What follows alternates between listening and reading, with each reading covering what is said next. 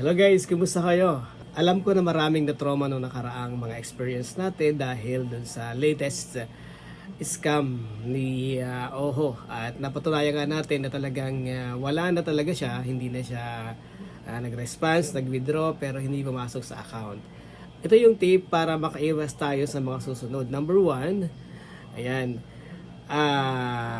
kapag inoferan ka na mag-deposit ka at kikita ang pera mo nang wala ka lang gagawin, matutulog ka lang, kinabukasan kikita ka na, pag-isipan mo na yun kaagad. Number 2, kapag nag-deposit ka or nagbigay ka ng pera na wala ka namang na-receive na product, either ito ba ay physical or sabihin na natin mga digital, mga products na walang kapalit, pag-isipan mo na yon, di ba? Scam yan. Number 3, ito pinakamahalaga, yung sasabihin sa'yo na mag-deposit ka after 15 to 30 days ay dodoble yung pera mo nang wala ka ding gagawin. Medyo pag-isipan mo mabuti. Panigurado scam yan. So yun lang pag-isipan natin mabuti para maiwasan natin na maulit yung nangyari noong nakaraan na napakarami ng mga perang ininvest natin, napakarami ng perang inilabas natin, nakapangutang pa tayo. At the end of the day, ay wala namang nangyari. Pinaasa lang, kumabol pa.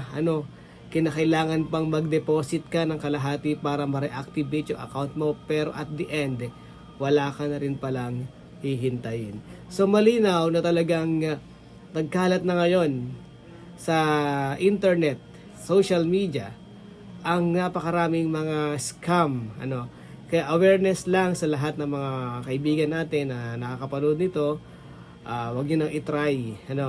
Kung alam ninyong kaduda-duda na paano kang kikita kung wala ka namang gagawin, di ba? Paano kang kikita, mag-invest ka lang, kikita ka na pero wala kang gagawin. Paggising mo, makikita ka na, di ba? Bumili ka, wala ka namang natanggap na product.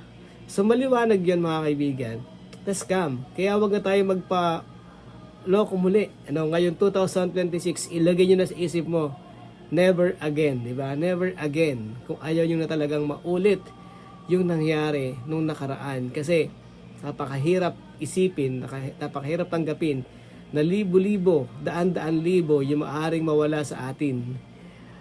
At the end, magkakaroon tayo ng problema dahil bigla siyang mawawala at hindi mo na mahanap kung sino yung may kagagawan nito.